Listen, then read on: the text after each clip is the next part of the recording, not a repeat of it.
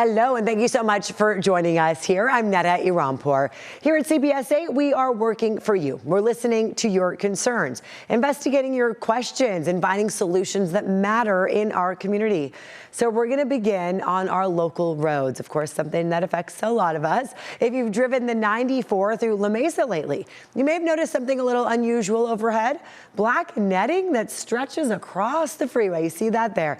It's been there for weeks now, and a lot of drivers are asking why. What is it? CBS 8's Brian White working for you to find out what it's for and how long this is expected to stay. Yeah, it's caught the attention of drivers on the 94 in the La Mesa Lemon Grove area. It's that black netting above the freeway, and people want to know, why is it there? The black netting spans from one side of the freeway to the other, just east of the College Avenue exit, suddenly appearing above traffic and impossible to miss. For about a month now, it's been hanging over thousands of drivers every day, raising questions from viewers wondering what it's for. So I came out to take a closer look, and I noticed something else overhead, high voltage power lines running across the freeway above that netting. Nearby, I found crews actively working along the side of the freeway using bucket trucks to access those power lines. I spoke with the supervisor on site who told me this work is part of a project to replace aging high voltage power lines that cross the freeway. It's work being done by a private contractor for SDG&E. The project has included the replacement of these large power poles on both sides of the freeway and the installation of new power lines one by one. The netting below is there as a safety measure to protect drivers while that work happens overhead. Crews tell us they've been working here for about a month and are now in the final stages of the project. I've reached out to both Caltrans and SDG&E for additional details, but crews on site say the work is nearly complete. And the good news for drivers, the black netting is not permanent. Crews expect to finish the work soon, and SDG&E tells me they expect to remove the netting by the end of the month. Working for you, Brian White, CBS 8. The city of Poway is about halfway through removing nearly 2,800 dead and diseased trees, part of an effort to reduce wildfire and storm risks. We first told you about this plan back in October. An arborist flagged the trees as a threat, especially right along the evacuation routes where dry brush and falling limbs could become dangerous. City officials say about half of the trees have already been removed. The rest are expected to come down by the end of the year. Most of the $3 million project is being paid for through a FEMA grant.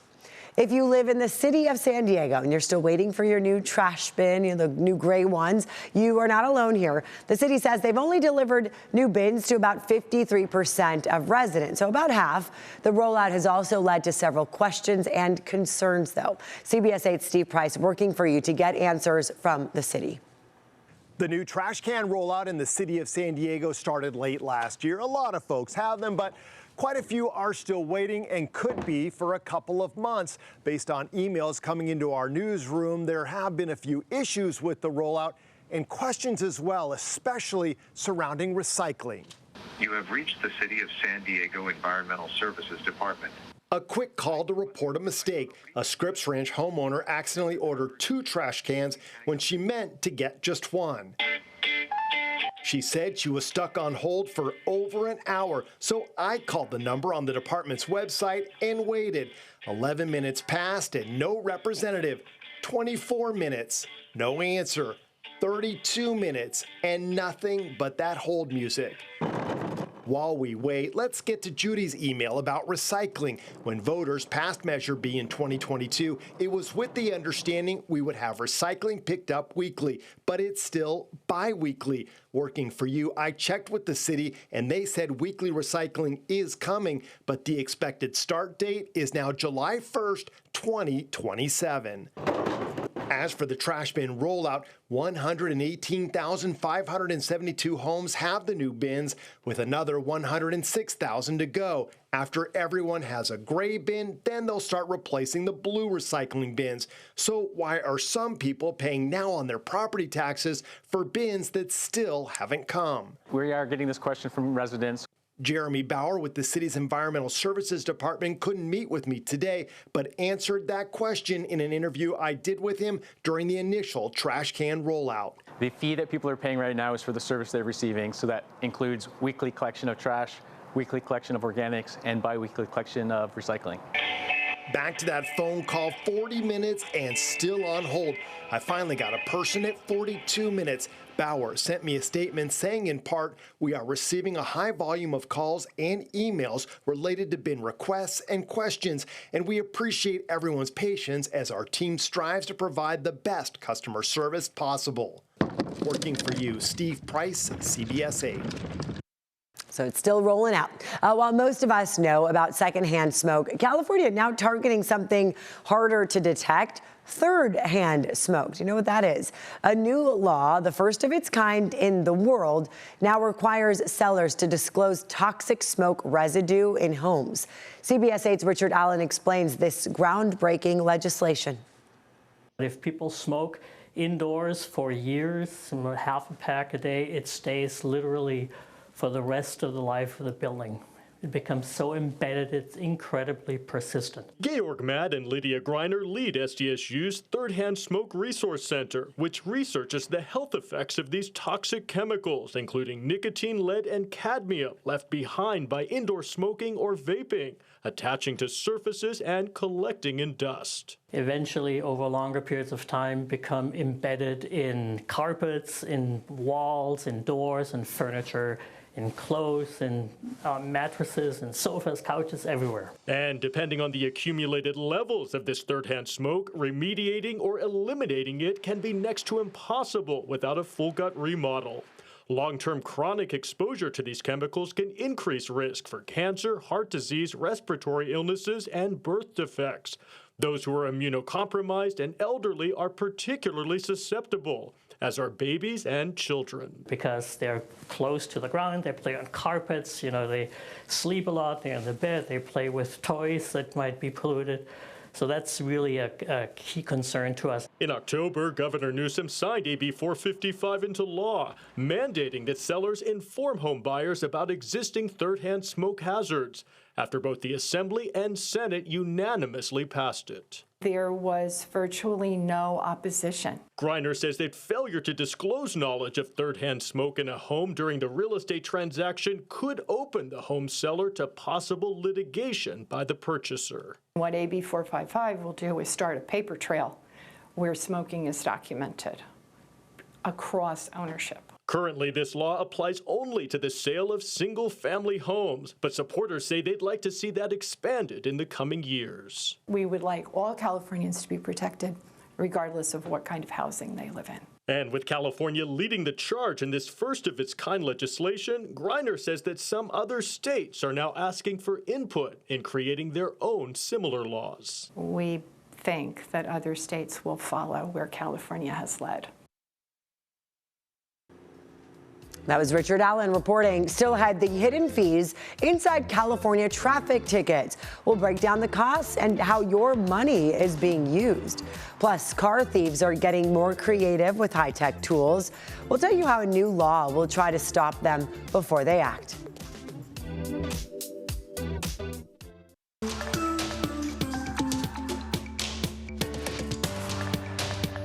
Welcome back. Getting a traffic ticket is bad enough, but in California, you may not know that most of what drivers pay is not for the violation itself. A CBS News investigation found most tickets come loaded with nearly a dozen added fees, many with nothing to do with driving. So in one case here, $100 red light ticket ballooned to nearly $500 after state surcharges, including fees that fund programs unrelated to traffic enforcement.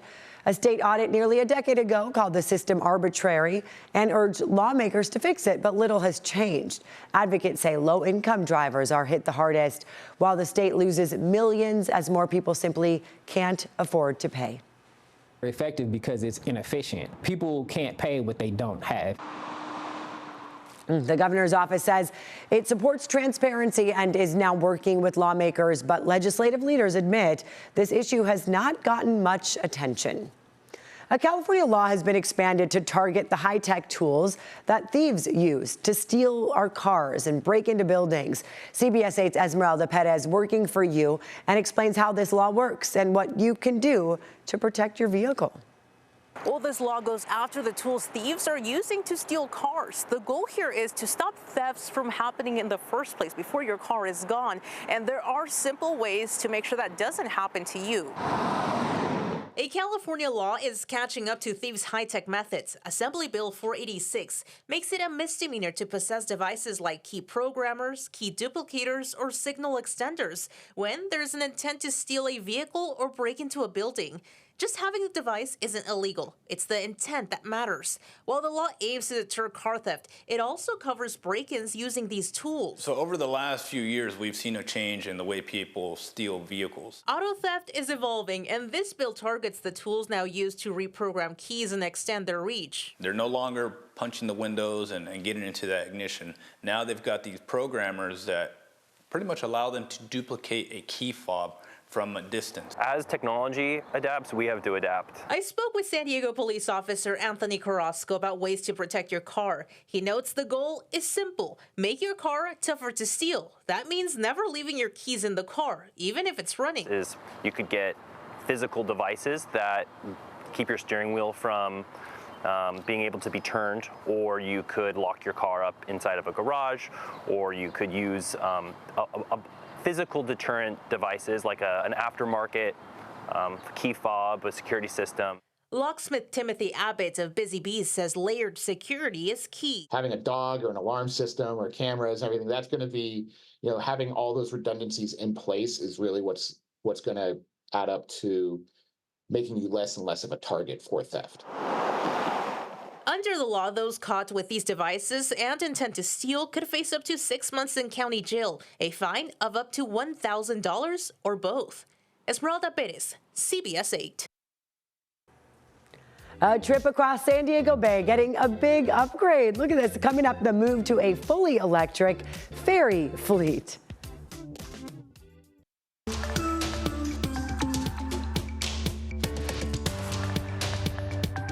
Welcome back. If you ride the Coronado Ferry, get ready for a new kind of experience. New electric boats are on the way, and that means some big changes. CBS 8's Vanessa Paz working for you and shows us what's coming and what this means for riders and what will stay the same.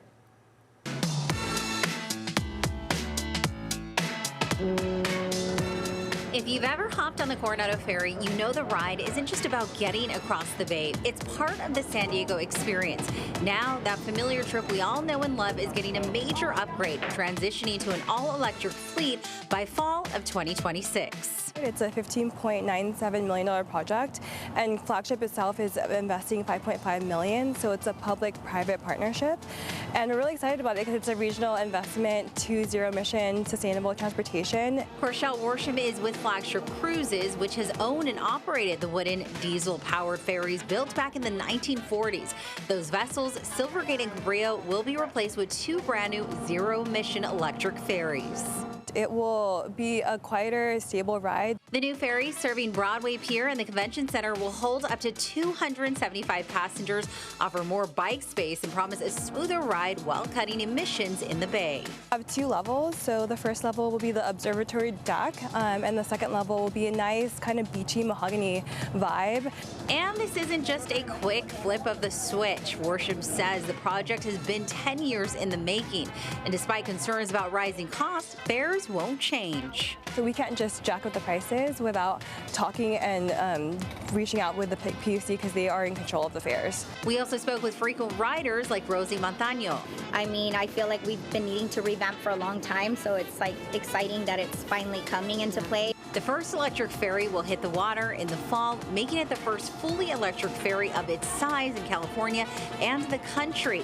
Until then, riders can expect the same schedule and the same views with a quieter, cleaner future ahead. It's just really about enjoying the scenic route and enjoying what San Diego has to offer. In Coronado, Vanessa Paz, CBS 8. Either way, a great ride across the bay, right? Those views. Shipbuilders have already submitted their bids. We do expect an announcement on who was selected by next month. We will continue to bring you updates as the new fleet rolls out here on CBS 8. Coming up here, a local park missing an important amenity. How the city of San Diego is responding after a bathroom disappeared.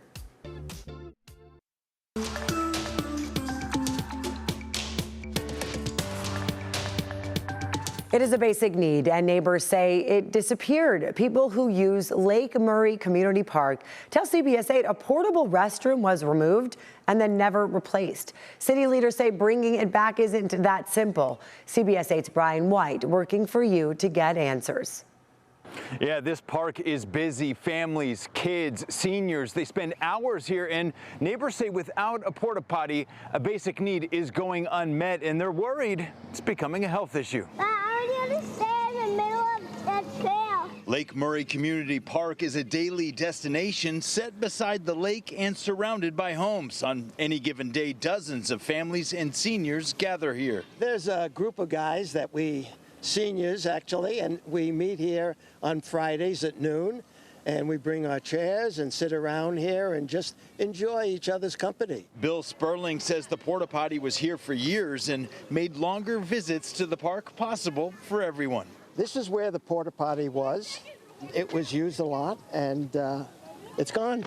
Neighbors say it was removed a few months ago. Since then, they've raised repeated concerns. We were more concerned about the young kids and the families not having access to a porta potty. He contacted City Council member Raul Campillo's office hoping for a quick fix, but was told the issue is more complicated. The response is there was no money left. There was a contract that expired. And so as a result, we do not have a porta potty. I reached out to the city of San Diego, Parks and Rec. They said the removal was part of a department-wide reduction in porta potty services, all approved by City Council. This one was costing $360 a month to maintain. That's $4,300 a year. I talked to Ken Reifman, who's lived here nearly 60 years. He says losing the restroom here affects a lot of people. If it doesn't get resolved, it becomes a health issue for this area. I mean, these kids need a place to go when they have to go. The city says if and when funding becomes available, the restroom could return, but they gave no timeline. We're going to stay on top of this story. Working for you, Brian White, CBS 8.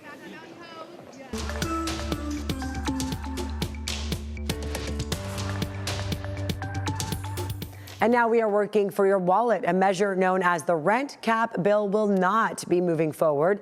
It failed to pass in the Assembly Judiciary Committee for the second year in a row. Democratic Assembly member Ash Kalra introduced the bill last year and brought it back for reconsideration. The measure would have made the statewide rent cap permanent, reducing it from 10% down to 5%. It would have also expanded protections to single-family homes. Here's what Assembly member Kalra and two legislators who voted against the measure had to say. There is a cost to humanity. I think there's a far greater cost for our inhumanity and for us not understanding that we need to do more to help those who are struggling the most. The greatest thing we can do to deal with our housing crisis in California is ensure there is a home built for every single Californian. I'm concerned about the big arm of government telling private property owners what they have to do. Housing affordability remains a central issue at the state capitol, with both parties calling it a top priority this legislative year. If you are a parent with a preschool-aged child, listen to this. San Diego Unified School District just announced they have hundreds of preschool openings for kids 3 and up at no cost. CBS 8's Shannon Handy working for you with details on which schools have the openings and how you can apply. The district says there are 271 available preschool spots at 27 schools, and that's for this school year. So you can apply now and have your child start immediately. We know that many families in San Diego are struggling, and so we want to give them an opportunity to get free preschool for their children. Santos Gonzalez leads early learning for the district. She says there are a number of benefits to enrolling a child in preschool, the most significant ensuring their success not only in school but in life. So academics and also all the intangible skills like social emotional learning, how to get along, how to share, how to persevere, how to make friends. Unlike Universal Transitional Kindergarten or UTK, preschool caters to younger kids starting at age 3. And instead of a full-day program, the district's preschool classes are offered in 3-hour blocks. Parents can choose a morning or afternoon session. We do have some parents of 4-year-old children who think, you know what, I'm not sure if my child is quite ready for a full-day program. They have options and they know their child best, and so they're able to say, I would like my child in a half-day program. There are 2 different programs. The California State Preschool, which is offered 5 days a week. Right now, there are 163 open seats, but you need to meet certain income requirements. The second program is called School Readiness, where there are 108 open seats. Attendance is 4 days a week, no income requirements necessary. Gonzalez says both programs are free and teach the same thing. Play-based education that focuses on academics, but also focuses on those social-emotional skills. This list shows the 27 school sites with open seats. Let me walk you through the process on how to apply. You'll need to either have a San Diego Unified account or start one using your name, address, telephone, and email. From there, you can begin the application process and can choose your top 3 schools regardless of where you live. We encourage people to apply to the schools that are their neighborhood schools, but we do know that some parents need to find a preschool that is by where they work. For the School Readiness Program, you also have the option of applying directly at the school site. We do have a link to the online application on CBS8.com. Working for you, Shanna Handy, CBS 8. Free school, yeah, that certainly caught a lot of parents' ears, right? That is going to do it for us. Remember, if there's something you want us to look into, you can always email us right here, working for you at CBS8.com. Have a great day. Thank you for joining us.